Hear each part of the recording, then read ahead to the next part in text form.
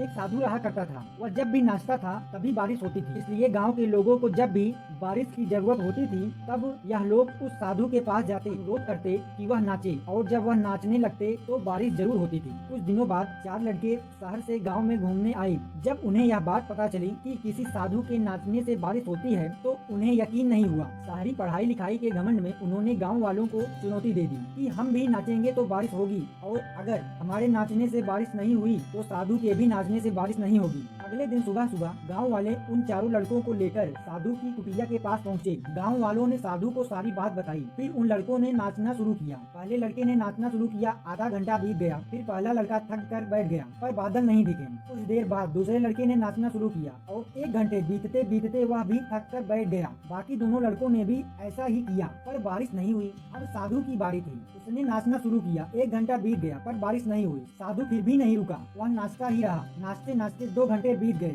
बारिश नहीं हुई। 4 घंटे बीत गए पर बारिश नहीं हुई, लेकिन साधु तो रुकने का नाम ही नहीं ले रहा था। धीरे धीरे शाम ढलने लगी कि तभी बादलों की गड़गड़ाहट सुनाई दी और थोड़ी देर बाद जोरों की बारिश होने लगी। यह देखकर चारों लड़के दंग रह गए और तुरंत साधु से क्षमा मांगी। फिर चारों लड़कों ने साधु से पूछा, बाबा भला ऐसा क्यों कि हमारे नाचने से बारिश नहीं हुई और आपके नाचने से बारिश हो गई? साधु ने उत्तर दिया, जब मैं नाचता हूँ तो 2 बातों का ध्यान रखता हूँ। पहली बात तो मैं यह सोचता हूँ कि अगर मैं नाचूंगा तो बारिश तो होना ही पड़ेगा, और दूसरी यह कि तब तक नाचूंगा जब तक कि बारिश न हो जाए। सफलता पाने वाले में भी यही गुण विद्यमान होता है। वे जिस काम को भी करते हैं उसमें उन्हें सफल होने का पूरा भरोसा होता है, और वह तब तक उस काम को करते हैं जब तक कि उसमें सफल ना हो जाए। इसलिए अगर हमें सफलता हासिल करनी है तो एक साधु की तरह ही अपने लक्ष्य को प्राप्त करना होगा।